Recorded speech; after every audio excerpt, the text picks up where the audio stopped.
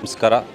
ಈ ದಿನ ನಮ್ಮ JSS ಸಂಸ್ಥೆಯಿಂದ ಶ್ರೀ ಡಾಕ್ಟರ್ ಶಿವರಾತ್ರಿ ರಾಜೇಂದ್ರ ಸ್ವಾಮೀಜಿರವರ 109ನೇ ಜಯಂತಿ ಮಹೋತ್ಸವದ ಅಂಗವಾಗಿ ನಮ್ಮ ಮೃಗಾಲಯಕ್ಕೆ ರು 1,00,000 ದೇಣಿಗೆಯನ್ನು ನೀಡಿದ್ದಾರೆ.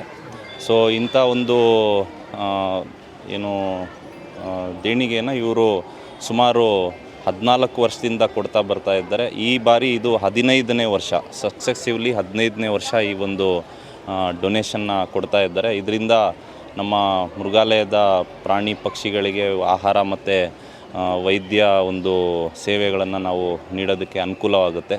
ಹಾಗಾಗಿ ಮೃಗಾಲಯದ ವತಿಯಿಂದ ನಾನು ಸಂಸ್ಥೆಗೆ ಹಾಗೂ ಎಲ್ಲ ಪದಾಧಿಕಾರಿಗಳಿಗೆ ನನ್ನ ಹೃತ್ಪೂರ್ವಕ ಅಭಿನಂದನೆಗಳನ್ನು ಸಲ್ಲಿಸ್ತೀನಿ. ಮೈಸೂರಿನ ಝೂನಲ್ಲಿರುವಂಥ ಪ್ರಾಣಿ ಪಕ್ಷಿಗಳ ಒಂದು ಆಹಾರಕ್ಕೋಸ್ಕರ ಶ್ರೀಮಠದ ವತಿಯಿಂದ 1 ಲಕ್ಷ ರೂಪಾಯಿಗಳ ಒಂದು ದೇಣಿಗೆಯನ್ನು ಇವತ್ತು ಕೊಡ್ತಾ ಇದ್ದೀವಿ. ಇದು ಪ್ರತಿ ವರ್ಷವೂ ಕೂಡ ಇಲ್ಲಿಗೆ 15 ವರ್ಷಗಳಿಂದನೂ ಕೂಡ ಈ ಒಂದು ಪರಮಪೂಜ್ಯ ಜಗದ್ಗುರುಗಳವರ ಜಯಂತಿ ಮಹೋತ್ಸವದ ಸುಸಂದರ್ಭದಲ್ಲಿ ನಾವು ನೀಡ್ತಾ ಇದ್ದೀವಿ.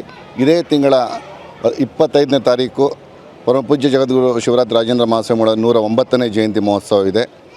ಈ ಒಂದು ಸಂದರ್ಭದಲ್ಲಿ ಪ್ರಾಣಿ ಪಕ್ಷಿಗಳು ಕೂಡ ಆಹಾರವನ್ನು ನೀಡಬೇಕು ಅಂತಕ್ಕಂಥದ್ದು ಪರಮಪೂಜ್ಯ ಶ್ರೀಗಳವರ ಆಶಯ ಆಗಿತ್ತು. ಅದರಂತೆಯೇ ನಮ್ಮ ಈಗಿನ ಪರಮಪೂಜ್ಯ ಶ್ರೀಗಳಾದಂಥ ಶಿವರಾತ್ರಿ ದೇಶಿಕೇಂದ್ರ ಮಹಾಸ್ವಾಮಿಗಳವರು ಗುರುಗಳ ಒಂದು ಅಪೇಕ್ಷೆಯಂತೆ ಪ್ರಾಣಿ ಪಕ್ಷಿಗಳಿಗೂ ಕೂಡ ಒಂದು ಆಹಾರವನ್ನು ನೀಡುವಂಥ ಒಂದು ಸುಸಂದರ್ಭವನ್ನು ನೆನೆಸ್ಕೊಂಡು ಈ ಒಂದು ಕಾರ್ಯವನ್ನು ಮಾಡ್ತಾಯಿದ್ದಾರೆ.